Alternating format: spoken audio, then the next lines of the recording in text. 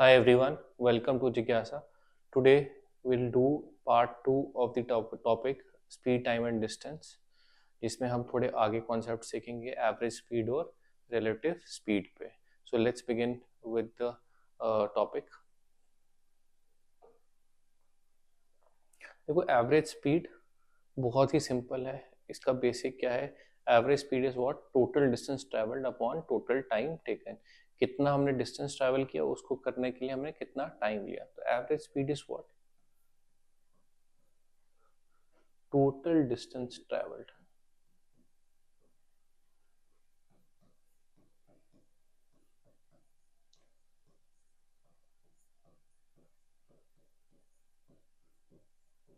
Upon total time. ठीक है,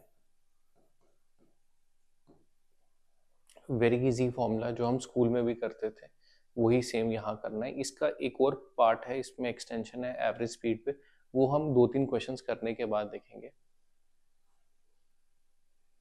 देखो, A traveled for 3 hours at a speed of 60 km per hour and then for 4 hours at a speed of 95 km per hour. Find the average speed. Average speed क्या होता है? Total distance traveled upon total time taken.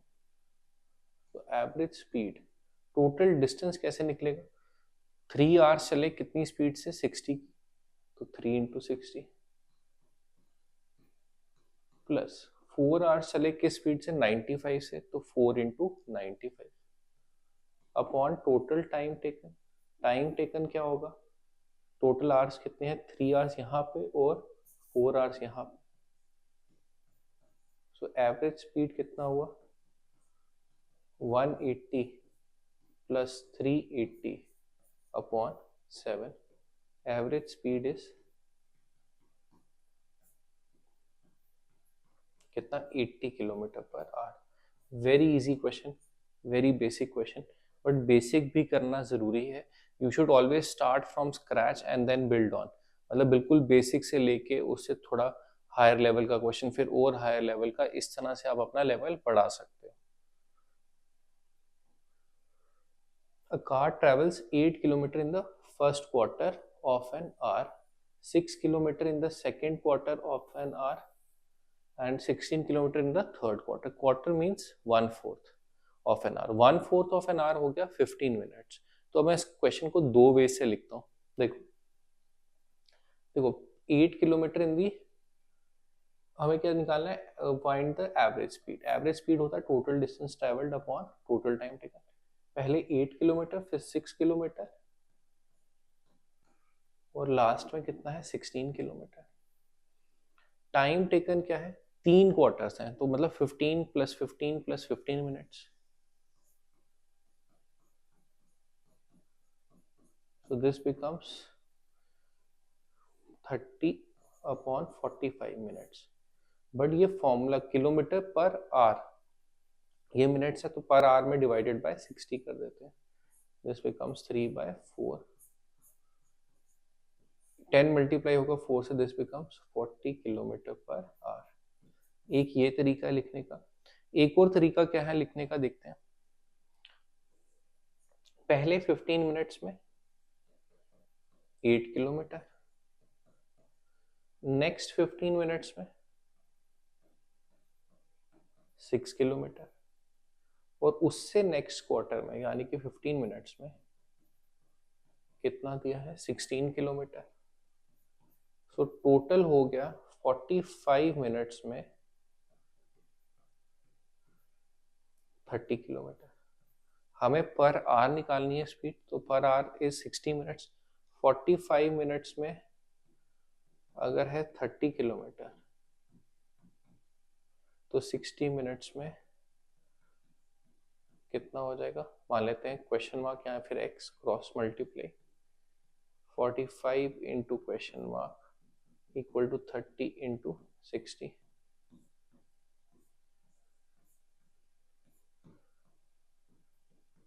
That is कितना? 40 kilometre करेगा.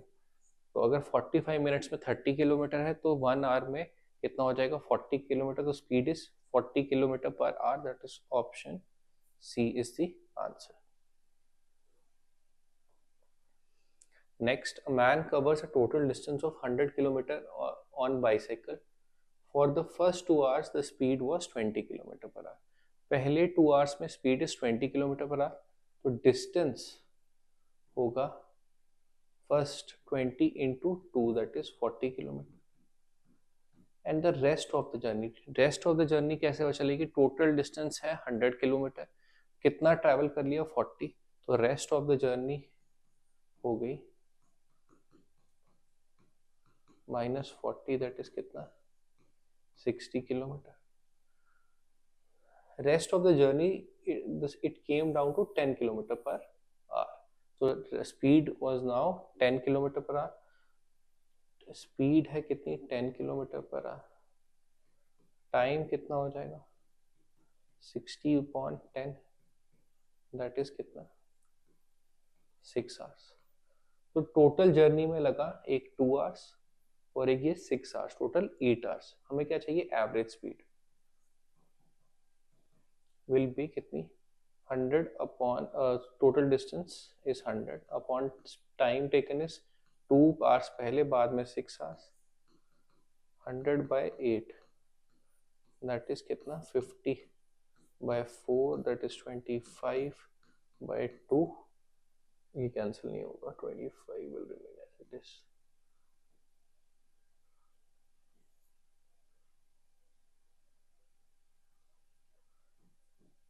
So average speed is 25/2, which is 12.5 kilometer per hour, which is option A. Another easy question. Let's move on to the next. देखो, अगर एक case है इसमें, जैसे x से अगर y जाना है, कोई इंडिविजुअल है वो जा रहा है x से कहाँ? y पे एट अ स्पीड ऑफ से 30 किलोमीटर पर आवर, एंड वापस आ रहा है y to x at a speed of 45 kilometre per hour. और ऐसे केसेस में अगर एवरेज स्पीड पूछी जाए तो देखो क्या करेगी. जनरली अगर बिगनर्स को पूछें तो दिल से कि एवरेज स्पीड क्या होगी? 30 + 45 divided by 2, which is incorrect. क्यों? क्योंकि हमने क्या पढ़ा था? Average speed is what? Total distance travelled upon total time taken. अब यहाँ पे मान लेते हैं अगर इसका डिस्टेंस d है x और y, तो एवरेज स्पीड अगर निकालनी हो, that will be total distance travelled. x से y जा रहा है और वापस y से x आ रहा है, सो d + d. x से y जाने का और y से वापस x आने का distance is d + d, that is 2d upon total time taken. अब टाइम तो दिया नहीं है, बट टाइम को मैं क्या लिख सकता हूँ? देखो, distance is equal to speed into time. तो टाइम को मैं लिख सकता हूँ डिस्टेंस अपॉन स्पीड करके भी हम लिख सकते हैं. सो यहाँ पे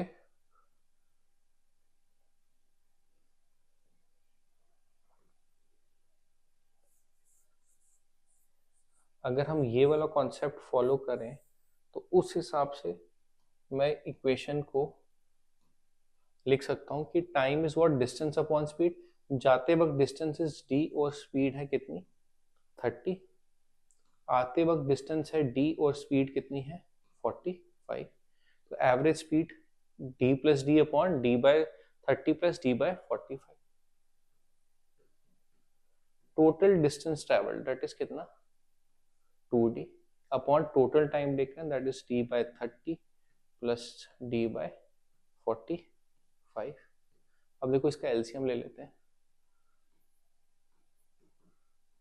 2d upon 30 into 45, that is 45d plus 30d. Average speed, that is 2d upon 75d, 30 into 45. ये dd कैंसिल हो जाएगा एंड ये 30 और 45 कहाँ चला जाएगा? ऊपर. सो 2 times 30 into 45 upon 75. देखो 75 को मैं लिख सकता हूँ, पहले इसको 75 लिखते हैं, नेक्स्ट स्टेप में करते हैं change. 2 times 30 into 45 upon 30 plus 45। तो अगर मुझे फॉर्मूले की टर्म्स में लिखना हो या ए और बी की टर्म में लिखना हो तो मैं कह सकता हूँ एवरेज स्पीड ऐसे केस में क्या होगी, 2 टाइम्स 30 वॉज ए जाने की स्पीड, बी वॉज आने की speed, 2 times A B upon A plus B. This is the form. तो ये फॉर्मूला रहता है जब जाने और आने का डिस्टेंस सेम हो, जैसे x से गए y और y से वापस आए x, ऐसे केसेस में ये वाला फॉर्मूला यूज होता है। But this is only for covering distance 2 times, that is x to y then y to x। अगर हमारे को जाना है x से y, y से x, x से y, तो उसके लिए अगर हम ये वाला फॉर्मूला यूज करेंगे तो 3 बार डिस्टेंस कवर करने के लिए अलग फॉर्मूला यूज करने का पड़ेगा, 4 बार डिस्टेंस कवर करेंगे तो अलग फॉर्मूला यूज करना पड़ेगा। So it is better we use a different approach. इसको एक बेटर फॉर्म में लिखते हैं, देखो जैसे एवरेज स्पीड क्या होती है, total distance travelled upon total time taken. तो डी 2d अपॉन, अगर मैं d बाय 30 और d बाय 45 जो हमने लिखा था एज इट इज रहने दें, तो average speed becomes 2d upon d common ले लें,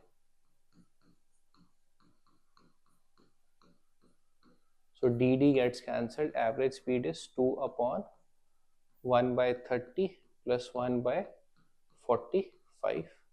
so average speed क्या हो गई, 2 upon 1 upon a plus 1 upon b। this is another way to represent this type of question। अब अगर 3 बार डिस्टेंस होगा तो फॉर्मूले में सिर्फ एक ही बेसिक चेंज करना है। देखो जब 3 बार डिस्टेंस होगा x to y, y to x and then again x to y, तो 3d हो जाएगा, 2d की जगह 3d हो जाएगा। तो उस केस में अगर मान लो x to y, y to x and then again x to y जा रहे हैं, स्पीड मान लेते हैं a, b और c, उस केस में फॉर्मूला हो जाएगा 3 upon 1 upon a plus 1 upon b plus 1 upon c, क्योंकि distance will be 3 times 3d, 8x to y, y to x and then again x to y। Similarly अगर 4 बार distance cover करना हो x to y, y to x then again x to y then again y to x, तो ये formula कैसे change हो जाएगा, 4 upon 1 upon a plus 1 upon b plus 1 upon c plus 1 upon d। Hoping that this concept is clear. ये basically harmonic mean का concept है which is use in average speed, जब distance क्या रहता है, कांस्टेंट रहता है, जितने भी इंटरवल्स में डिस्टेंस ट्रैवल करें वो कांस्टेंट रहे, तो ये वाला फॉर्मूला यूज होता है। सो एवरेज स्पीड 2 बारी के लिए 2 upon 1 upon A plus 1 upon B, 3 बार x to y, y to x and again x to y, तो ये इनकी स्पीड्स मान लेते हैं। so this is 1 or 3 upon 1 upon a plus 1 upon b plus 1 upon c। अब इसी concept के रिलेटेड हम क्वेश्चन देखते हैं। An automobile travels from city A to city B and returns from to city A by the same route. Same route मतलब distance is same. The speed of the vehicle during the onward and return journeys were constant at 60 km per hour and 90 km per hour. What is the average speed in kilometer per hour for the entire this journey? तो देखो average speed ऐसे case में जहाँ A से B और वापस B से A आए तो 2 टाइम्स, अगर A B, which I suggest कि आप कर सकते हो बट बेटर वे इज जो हम सेकेंड में करेंगे, 2 times A B upon A plus B, 2 times 60 into 90 upon 150, 3 5 5 12, that is कितना 72, दैट इज ऑप्शन ए। और 2 upon 1 upon 60 plus 1 upon 90, 60 and 90 का एलसीएम विल बी कितना 180, 63s are 92s are, so this becomes 2 upon 5 upon 180, तो ये into 180 ऊपर चला जाएगा, 36 into 2 that is 72 kilometre per our, जो हार्मोनिक मीन के वे से हमने अभी जस्ट देखा था। Next, this is a question PYQ from UPSC। ऐसे टाइप के क्वेश्चन के लिए तो यूपीएससी हमेशा आपको कॉन्सेप्ट पे ही टेस्ट करता है। आप फॉर्मूला रट के चले जाओगे तो हो सकता है वो कुछ चेंज कर दे क्वेश्चन में, जिसकी वजह से आपका फॉर्मूला फेल हो जाएगा। बट हाँ, अगर आपने कॉन्सेप्ट के तरीके से फॉर्मूला समझा है तो फिर आप फेल नहीं होगे। जैसे देखो ये question, a car travels from a place X to place Y at an average speed of v kilometre per hour from y to x, x से y गया फिर वापस y to x at an average speed of 2v kilometre per hour and again from x to y at an average speed of 3v kilometer per hour and again from y to not 2x but this will be kitna x at an average speed of 4v kilometer per hour, then the average speed of the entire journey। तो average speed, अब देखो x से y एक बार, फिर y से x, again x से y, again y से x, तो कितना हो जाएगा 4 अपॉन 1 अपॉन ए स्पीड क्या है 1 by v, 1 upon 2v plus 1 upon 3v plus 1 upon 4v, average speed हो जाएगी 4 upon v 2v 3v 4v, इनका एलसीएम लेंगे 1 2 3 4 का LCM will be 12 v 12 2v into 6 3v into 4 4v into 3, this becomes 4 upon, this is 12 plus 6 18 22 25 into 12v, average speed कितनी हो जाएगी 48 upon 25v। तो देखो उसने आंसर पूछा is less than v kilometre per our, lies between v and 2v, lies between 2v and 3v। कैसे करेंगे, अब देखो पूरा एग्जैक्ट सॉल्व करेंगे दिस विल बी 1.92, बट हमें वो करने की जरूरत नहीं पेपर में। I can say this is less than 2v, अगर ऊपर 50 होता नीचे 25 होता तो आंसर होता 2v, बट ये लेस देन 50 है तो लेस देन 2 आंसर होगा, तो lies between v and 2v will be the correct answer because 2v से less है तो lies between v and 2v, that is option b will be the answer। easy question, अगर concept आता हो नहीं आता हो then it is a difficult question, तो you should always focus on the concepts। next type का question देखते हैं, a train completes a journey with a few stoppages in between at an average speed of 40 km per hour। Had it not stopped anywhere, it would have completed journey at an average speed of 60 km per hour। On an average, how many minutes per hour does the train stop during the journey? Train कितनी देर के लिए journey पे रुकती है? तो देखो general speed क्या है, अगर रुके ना तो 60 किलोमीटर पर आवर, 60 मिनट्स में कितना 60 किलोमीटर। बट देखो ये क्या है जनरल स्पीड, अगर नहीं रुके तो अभी कितना कर रही है वो रुकने के बाद 40 किलोमीटर पर आवर। अगर 60 मिनट्स में 60 किलोमीटर करती है तो जनरली 40 किलोमीटर कितनी देर में करेगी 40 मिनट्स में। तो मतलब 40 किलोमीटर जो है वो ट्रेन कवर कर सकती है 40 मिनट्स पे, बट कर रही कितनी देर में 60 मिनट्स में। तो जो भी एक्स्ट्रा टाइम लग रहा है वो किसकी वजह से लग रहा है, जो ब्रेक या जो भी हॉल्ट हो रहा है उसकी वजह से लग रहा है, या जो स्टॉपेज हो रहा है उसकी वजह से लग रहा है। तो मैं कह सकता हूँ अगर 60 मिनट्स में 60 किलोमीटर करती है तो 40 किलोमीटर कितनी देर में कर लेगी 40 मिनट्स में। जो काम 40 मिनट्स में हो सकता है बट वो 60 मिनट्स में हो रहा है, तो दैट मीन्स स्टॉपेज टाइम कितना है 60 माइनस 40, दैट इज कितना 20 मिनट्स, दैट इज ऑप्शन ए। इस पे एक और सिमिलर क्वेश्चन कर लेते हैं। मान लेते हैं average speed without stoppage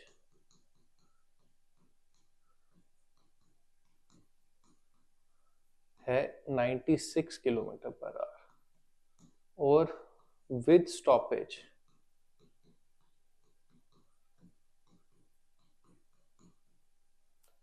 84 kilometre per hour. तो अगर पूछे how many minutes per hour does the train stop, तो ऐसे क्वेश्चन में अगेन इसको कैसे अप्रोच करेंगे देखते हैं। देखो अगर 60 मिनट्स में वो इन जनरल 96 किलोमीटर कर सकती है विदाउट स्टॉपेज, तो 84 किलोमीटर कितनी देर में कर सकती है अगर स्टॉप ना करे। मान लेते हैं x cross multiply 60 into 84 equal to 96x। 12 7 ज़ा 12 8 ज़ा 2 ज़ा 15 ज़ा, सो x की वैल्यू हो जाएगी 105 बाई 2, 52.5 मिनट्स। सो बेसिकली वो 84 किलोमीटर अगर नहीं रुके तो 52.5 मिनट्स में कर सकती है। कर कितनी देर में रही है? 60 मिनट्स में। सो दैट मीन्स जो बचा, जो बीच का जो ड्यूरेशन है, जो काम वो 52.5 मिनट्स में कर सकती है, वो कर रही है 60 मिनट्स में। तो जो एक्स्ट्रा 7.5 मिनट्स हैं वो किस चीज के हो गए? स्टॉपेज के। तो स्टॉपेज का टाइम हो जाएगा, जो काम 60 मिनट्स में हो सकता है वो हो रहा है, सॉरी, जो काम 52.5 मिनट्स में हो सकता है वो हो रहा है 60 मिनट्स में। तो स्टॉपेज कितना हो गया? 7.5 minutes. Similar on the base जो हमने यहाँ पे क्वेश्चन सॉल्व किया, उसी बेसिस पे ये वाला क्वेश्चन भी करेंगे। Hoping that this part is clear.